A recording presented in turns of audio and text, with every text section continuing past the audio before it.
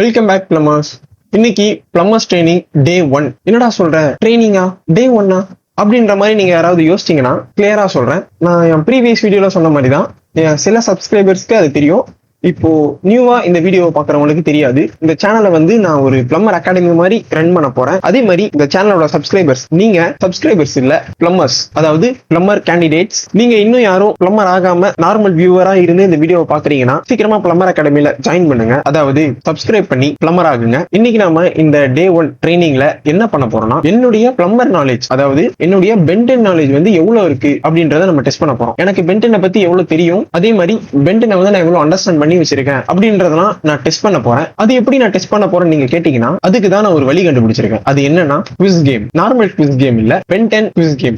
First tier easy, ஒரு ஆன்சருக்கும் ஒரு point. After the Omnitrix Alien Force first எபிசோட்ல கிளாசிக் ஆம்லெட்ரிக்ஸ் ஏலியன் ஃபோர்ஸ் ஆம்லெட்ரிக்ஸா டிரான்ஸ்ஃபார்ம் ஆயிட்ட அப்புறம் ஃபர்ஸ்ட் எந்த ஏலியன் ஹோலோகிராம்ல வந்து தெரிஞ்சது அப்படின்னு கேக்குறாங்க. ஸோ இதுக்கு வந்து எனக்கு கரெக்டா தெரியல. ஸ்வாம்ப் ஃபயர் இல்ல, ஹியூமங்காசரும் இல்லைன்னு நினைக்கிறேன். ஜெட்ரேவா குரோமாஸ்டோனா அப்படின்னு தெரியல.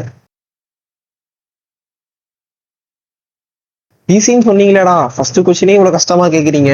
குரோமோஸ்டோன் சூப்பர். பில்டப் கொடுத்து ஃபர்ஸ்ட் கொஸ்டினே தப்பு. ஓகே ஃப்ரெண்ட்ஸ், சப்போஸ் நீங்க யாராவது கரெக்டா கண்டுபிடிச்சிருந்தீங்கன்னா கீழே சொல்லுங்க கமெண்ட் செக்ஷன்ல. நான் தெரிஞ்சுக்கிறேன் எப்படி என்னோட இவ்வளவு புத்திசாலியா இருக்கீங்க அப்படின்னு சொல்லிட்டு.